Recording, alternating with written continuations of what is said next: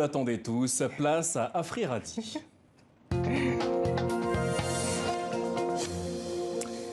Bonsoir Adi Diallo. Bonsoir l'amour. Comment allez-vous ce soir? Ça me fait rire quand vous dites « vous l'attendez tous ».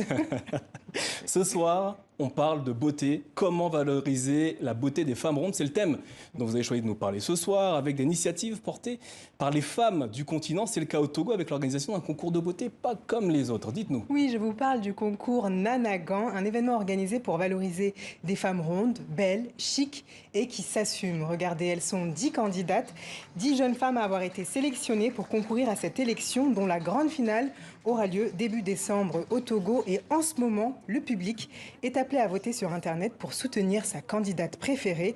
Parmi elles, il y a des comptables, des commerciales ou encore des restauratrices. Et pour s'inscrire à l'événement, ces candidates ont répondu à 2 critères obligatoires. Mesurer au moins 1,55 m et avoir un tour de hanche de 116 cm minimum.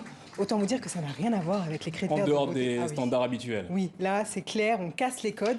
Et au-delà de ça, ce qui compte pour l'initiatrice de ce concours, c'est de mettre en place un programme qui permet aux femmes de développer leur confiance en elles. On l'écoute. Nous leur donnons des formations sur des thèmes différents, la confiance en soi, l'estime de soi, la force de l'engagement, l'entrepreneuriat, incitation à consommer local. Et il y a beaucoup de formations aussi, le conseil en images, comment se mettre en valeur, la place de la femme dans la société africaine, les valeurs africaines. C'est tout un panel de formations qui leur sont dispensées.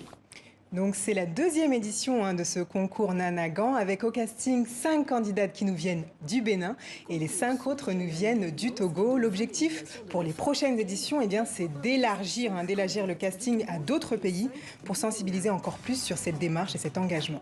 Force est de constater que cette thématique entraîne une dynamique. D'autres femmes choisissent de militer pour que les femmes en surpoids soient acceptées telles qu'elles sont.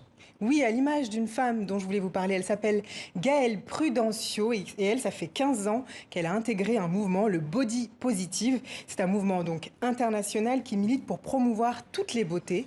Elle l'assume, elle le dit elle-même, il est possible d'être grosse et belle.